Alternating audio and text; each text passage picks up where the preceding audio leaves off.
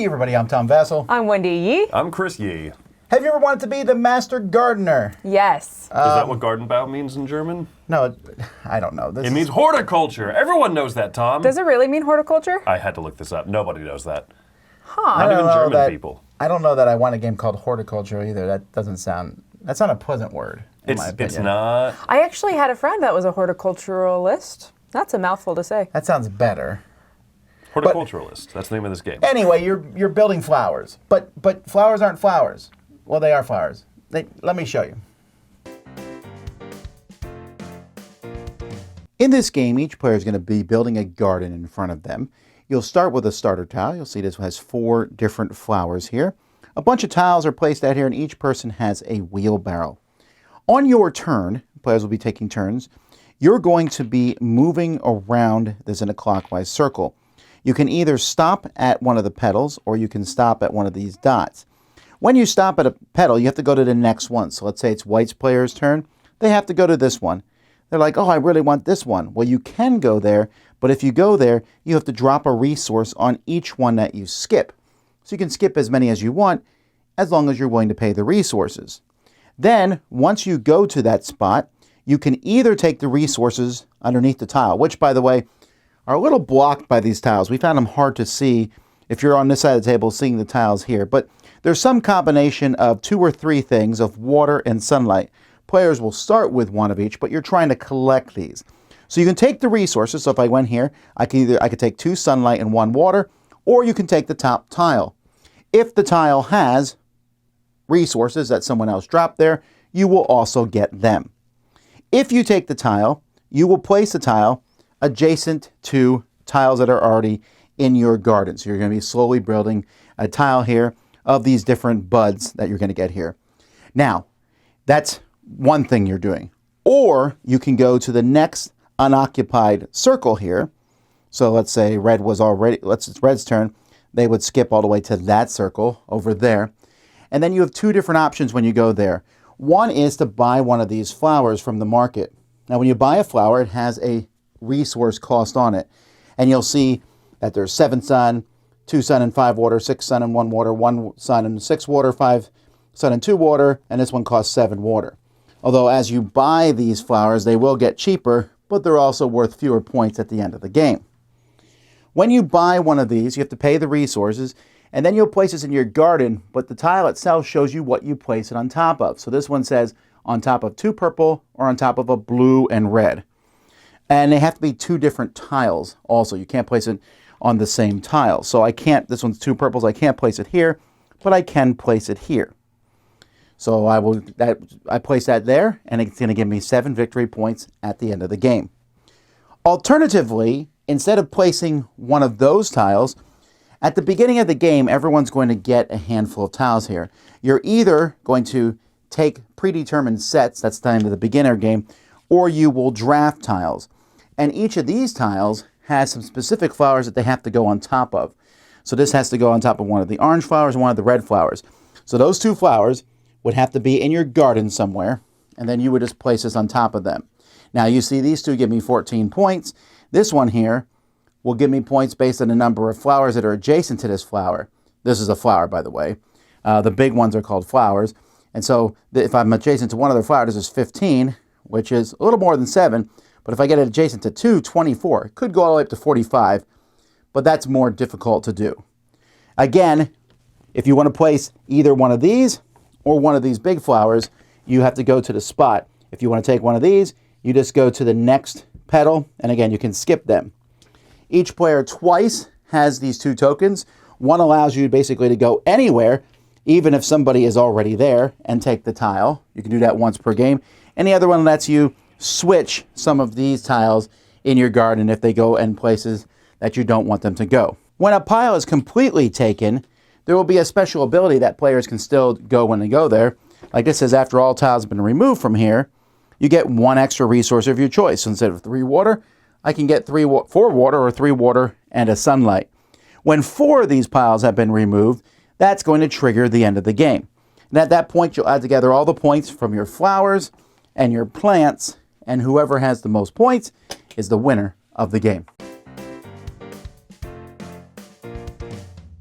So I have a few issues with the game component-wise. The first is minor, but it's a really annoying thing, like really annoying. And that's what I said at the very beginning, flowers aren't flowers. Yeah. There's seedlings, plants, flowers. But the plants are clearly flowers. Yes. Yes. So when you say, like for example, this tile needs to be next to a flower, I'm like, but it is, but it's not. Those are considered plants. It's just dumb terminology. I really hate it. But I don't know how to fix it necessarily. They also could have put seeds next to the flowers on the tiles or something like something that looked like a seed on those little tiles. Or they could have just called the big ones bouquets or something, because it's a group of flowers, right? I don't know. It's just a minor thing, but Bushes. I found that to be annoying. The other thing I found annoying, and I mentioned it in the overview, is you cannot see the resources very well from one side of the table when the stacks of tiles are there. What we did was we pushed the stack of tiles into the middle. We also did do that. And the other benefit of doing that is then there's that pre-printed bonus on the bottom underneath it. And when you push it in, you can see what the bonus is that will be revealed once you uncover those tiles. Because those don't change, so you know what they are anyway. Not that that's drastically Yeah, important, I don't know but, that but I was like, oh, look at this. I already made the game better. Good job, not a Chris. great first impression. Yeah, the rest of it's fine. There's one other minor inconvenience. There's the wheelbarrow and the flower pot. No, the flower pot and the watering can. The watering can, yeah. Yeah. Nobody on earth is going to remember which one does which. Because they do not correspond to what they do. One lets you fly around the track. What is that one? I still don't remember, and I just did the overview. Yeah. Well, it's because the track's not terribly thematic. Yeah, I just wish that maybe they had put like a symbol on those. Like one shows a circular thing. I'd be like, this is the one that lets me speed around the track, and this is the one that lets me fix the dumb mistakes I made. Yeah. Anyway, those are, see that. again, we're talking minor inconveniences, but I just, that stuff I found a little bit annoying. Like, I thought it was odd that stuff was in there, especially the stacks of tiles. There's no way no one didn't notice that. But I noticed before we even started playing. I mean, what resources do I get over there? Who knows? because you do that a lot. The gameplay itself, so moving around clockwise, it's kind of interesting. It's a sort of weird rondel with resting points in the middle if you do a flower. That's interesting. I don't quite. I would have to do some digging, I suppose, as to why you fall in between when you put out a flower. It's to pull you off the track.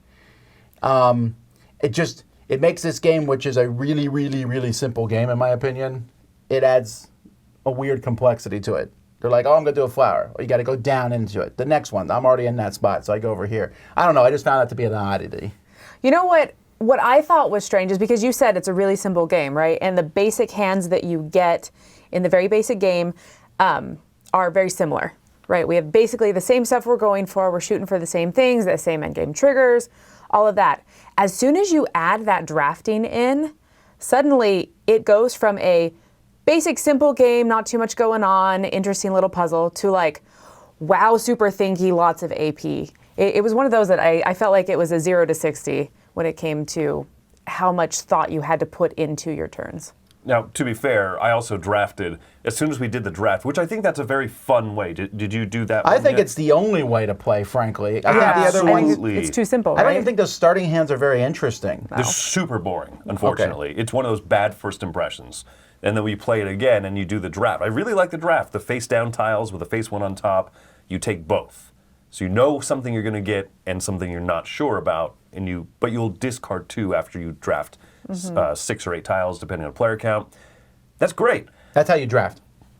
Yeah. I just said you draft in the overview. Oh, okay. It's a fun It's a different draft. It's a little bit unique, yeah. And I like that. But then I'm sitting there with this hand of tiles, and of course I drafted a very high risk, high reward thing, because why would I get something that's worth 20 points when right next to it's something that could be up to 40? I'm going to take the 40. Yes. But then I sat there for 4 minutes reading over all my tiles and thinking about what the things I needed for before I took a first turn. I was like, oh, I don't usually do this. I'm really sorry, Wendy. It unfortunately was much more fun and a bit more of a slog. Yeah, I just feel like it made it way heavier. But I agree with you that that's the only way I want to play. I don't want to play the super basic version because there's not enough variety. Everything kind of feels the same. You have different plants, but they all have the exact same abilities. So. Yeah, so you're going around and collecting these things, and you have to put tiles. This is not a willy-nilly type game, like, oh, let's throw these buds here. You have to set yourself up, and you, in the first game, I think are going to make mistakes. You'll be like, oh, I put these next to each other. Oh, I need these two colors next to each other, not those two. Oh, I did this backwards. Oh, I can't, whatever it might be. And so as you build the stuff up, at the beginning when you first play, you're like, ooh, I'll grab all these plants. I really still hate that term. Seedlings. Seedlings. No, the plants that give you points. Yeah, okay, plants. The seedlings, you get the, you get the plants, and they're worth points, and they're sure points. And when you put a flower on top of the plants, it erases those points. And I found that to be, for me, the game is fun, but that math there, I felt to be like, oh, okay, I'm losing 13 points, but I'm going to gain 20. That's a 6-point difference. So is it worth me doing that, or is it worth me just putting out another plant? Sure, but the plants are limited. The plants are limited, right? But also it's easier to do. The flowers can be big, and also they have the high risk, high reward, but you might, unless you count the tiles, you're like, well, I'm sure another yellow seedling will turn up at some point, and it might not. Or if it does, someone else might take it before your turn comes back to you, which, by the way, is a better two-player game because of that aspect. I don't know. I like the options this game gives you, but I felt constricted. Like, I need a purple flower. I guess I will take a purple flower. I need water. I'll go to the next spot that gives me water. There was not a whole lot of cool decisions. It was more focused. The best decisions is a draft itself. Did you ever spend resources to move farther forward to get specifically what you wanted? Sure. I think you should do that, right? Because you're getting you don't want to fill your... Taking a bud that doesn't help you is a wasted turn. Oh, yeah, I agree. Yeah. And so, we would do that on occasion, and then you have the watering can or the bucket. I don't remember which one. You know, it lets you hop ahead. Yeah, and so like you're like, okay, well, I'm going to hold on to that for like, I guess, a really important moment. But no moment feels like that tremendously important. So at some point, you're just like, well, I'll just use it. I'll jump across the board. Yeah, I think I mostly took resources. So I don't think I spent a lot of resources to move ahead. I would just take resources to move ahead. Like, I appreciate that there's that choice because you don't want to take a tile that's useless, so you take the resources instead. And you could also look at someone else. You could also take something they want. You could be really mean in this game.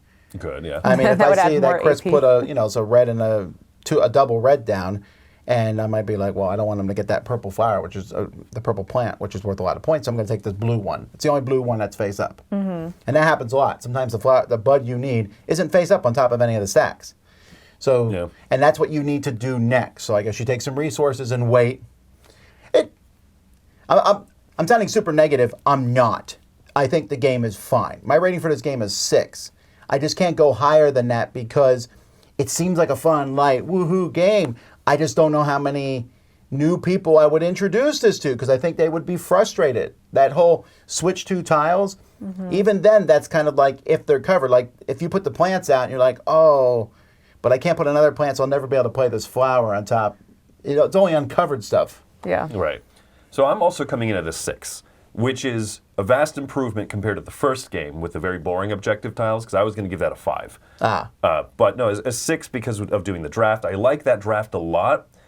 I would like to see that draft mechanism implemented in other things, because I'm kind of right there with you, Tom. I think that this is okay, but I already know a handful of tile laying games I'd sooner teach to people that I'd rather play myself. It's not bad, but it also kind of outstays its welcome. I feel like I get to a point where I'm like, all right, now we have to play until 3 stacks run out. Oh, and by the way, those bonus things in the bottom, they're cool, and you see them the last 2% of the game.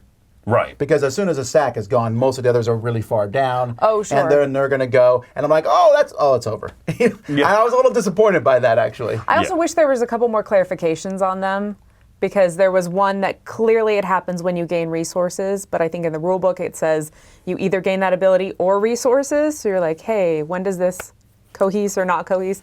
So I'm going to give this a 6.5. I think I liked it slightly more than these two over here.